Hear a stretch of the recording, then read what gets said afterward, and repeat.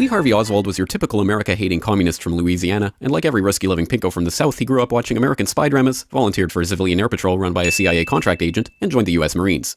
Nicknamed Oswaldsky for his tendency to speak Russian and spout pro-Soviet propaganda, he was given special training and assigned to one of the most sensitive facilities in the world, running the radar for the U-2s spying on the Ruskies and the Chi-Coms. After contracting gonorrhea in the line of duty, Oswald was tested for Russian proficiency before being honorably discharged to take care of his mother who wasn't ill and flew to Europe using money he didn't have on planes that didn't exist to arrive at Helsinki, where he stayed at the most luxurious hotel in town before waltzing into the Soviet Union at the height of the Cold War. While there, he kept a detailed log of Soviet facilities, made notes about microdots, and carried a CIA standard-issue Minox camera before getting bored and returning to the United States on a military jet using money loaned to him from the US Embassy. After waltzing back into the United States after supposedly defecting to the enemy at the height of the Cold War, he settled back in New Orleans where he appeared in radio and TV interviews, got into fistfights on the street, and handed out leaflets from a pro-Castro Cuban group sharing office space with an ex-FBI agent involved in government-sponsored anti-Castro Cuban groups. Moving to Texas and befriending a millionaire Russian oilman who helped to get him a job at the Texas Schoolbook Depository, Oswald made sure to let his murderous intent be known by attempting to assassinate a right-wing general in the area, thus potentially jeopardizing any plot to kill the president, and sent vanity photos of himself posing with his rifle to his close friends.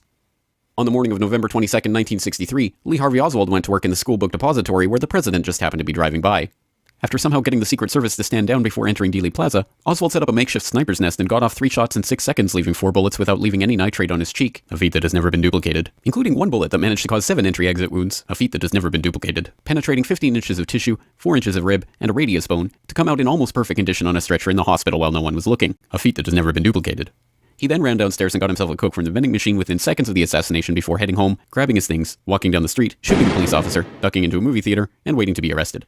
After jumping up and pulling his gun on the police officers who swarmed the theater, he was led out the front door, or the back, and taken into police custody. While there, he is not charged with the murder of the president. Did you kill the president? No, I've not been charged with that. In fact, nobody has said that to me yet. And like any self-respecting America-hating communist grandstander who had just killed the president of the United States in a pinko rage, denied he had anything to do with it.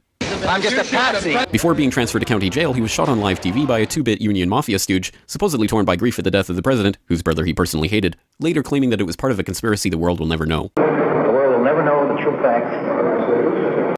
Luckily, the crusading journalist of the unbiased media told the public the straight truth about what happened. His head could be seen to move violently forward. Hoover wrote a memo that weekend demanding that the public be convinced that Lee Harvey Oswald was the lone assassin. LBJ appointed a commission telling Commissioner Warren that he had to find that Lee Harvey Oswald was the lone assassin, and, as luck would have it, that commission concluded, Now, what about the doctor at Parkland Hospital who reportedly said the president was wounded in the front?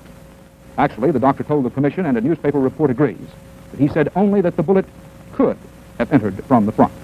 But because of the president's condition and their desperate haste, the doctors never turned him over, never saw the similar wound where the bullet actually entered from the back. This is the story of the JFK assassination, as brought to you by the truth-tellers in government. Those weapons of mass destruction got to be somewhere. And the media. And if you have any questions about it, you are a woo-woo, grassy knoll, tinfoil, lizard-fearing America hater. If you love Jesus, sunshine, ponies, monster trucks, miniskirts, and the American flag, you will never ask any questions about any part of this story to anyone.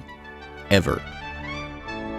This message has been brought to you by the CIA, Joint Chiefs of Staff, Warren Commission, and the MSM. Because ignorance is strength.